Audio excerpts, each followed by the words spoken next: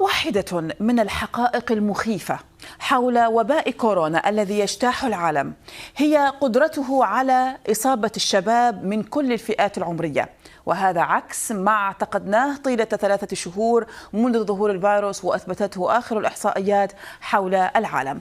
كبير العلماء في مجال الأوبئة المعدية ومستشار الحكومة البريطانية كريس ووتي وجه تحذيرا إلى الشباب بأنه يتعين عليهم عدم التهاون في مسألة مسافة الأمان، وقال إنه من الخطأ أن يعتقدوا أنهم بمنأى عن الإصابة.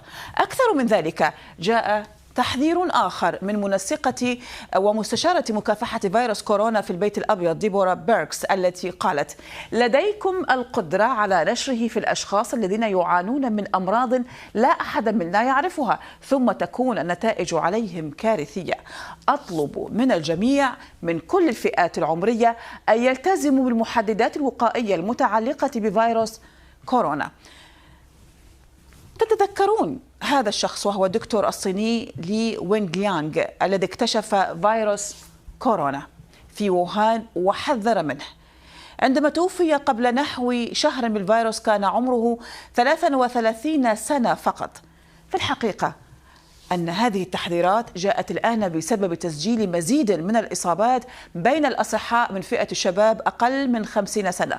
في إيطاليا هناك 28 ألف مصاب عمرهم بين 19 إلى 50 سنة.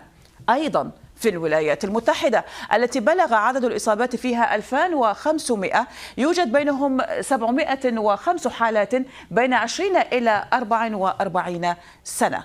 كل هذا عكس الأرقام الأولى من الصين، والتي أثبتت في أن كبار السن هم الأكثر عرضة للإصابة. الفئة الشبابية الأكثر تعرضا لفيروس كورونا في المنطقة العربية مثلا هي فئة المدخنين بحسب تحذير لمنظمة مكافحة السرطان البريطانية. كل هذه الأرقام والتحذيرات تجعل من جديد مسألة احترام التعليمات الوقائية مصيرية لكل واحد منا. لكن بمجرد تصفح مواقع التواصل الاجتماعي العربية سنجد كما من الناس الذين يمارسون حياتهم بشكل طبيعي رغم الفيروس.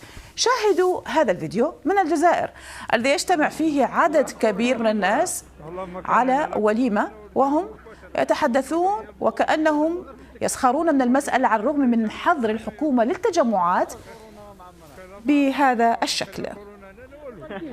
ثلاث مرتين عينك اتصل المباني لا راه يدر انا وغادي بلوكا المغرب راه يتسربي بزاف صحتك اللي انا مع كل هذا يجب أن نذكر بأهمية الالتزام بتعليمات الوقاية من الفيروس من غسل اليدين ومن الالتزام بمسافة آمنة بين الأشخاص والابتعاد عن التجمعات والمناسبات الجماعية الكبيرة.